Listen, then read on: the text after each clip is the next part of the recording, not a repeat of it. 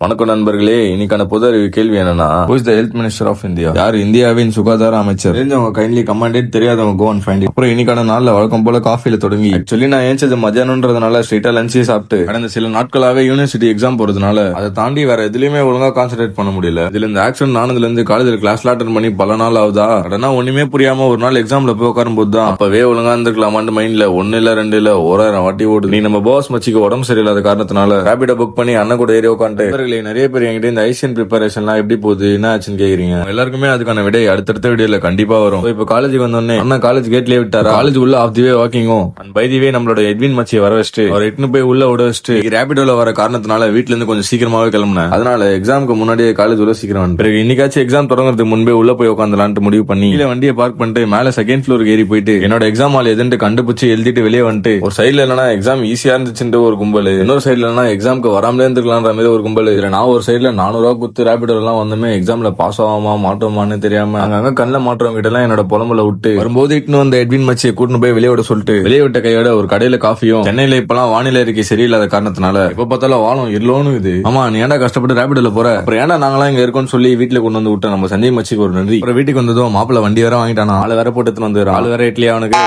நான் வேற வாங்கி ஓட்டலாம் தான் பார்த்தேன். சரி புது வண்டி கொஞ்ச நாளைக்கு புதுசாவே இருக்கட்டும் அவன் வண்டியை தொடாம இந்த வண்டியில போன பாவம் 1 கிலோமீட்டர் தாண்டதுக்குள்ள 1க்கு 10 வாட்டி ஆஃப் ஆகுது. சரி ஒரு வழியா ஆன் பண்ணிட்டு போக வேண்டிய இடத்துக்கு போய் சேர்ந்து பார்க்க வேண்டிய திங்ஸ் பார்த்துட்டு வாங்க வேண்டிய திங்ஸ் வாங்கிட்டு வீட்டுக்கு வந்ததும் ஒயிட்டி நண்பர் மோசி நண்பர் என்ன சொன்னாருன்னு தெரியல, அதாவது தலையில வேற எட்டி வச்சிட்டாரு. மோசி நண்பர் திடீர்னு ஆக்ரோஷமாயி கைத்துப்படி காதல் அடி காலை தூக்கி பிடின்னு புச்சி அவர் மேலேயே குச்சி லேட் ஆக்கிட்டாரு. அப்புறம் இன்னைக்கான கேள்விக்கு விடை ஸ்ரீ ஜெகத் பிரகாஷ் நாடா.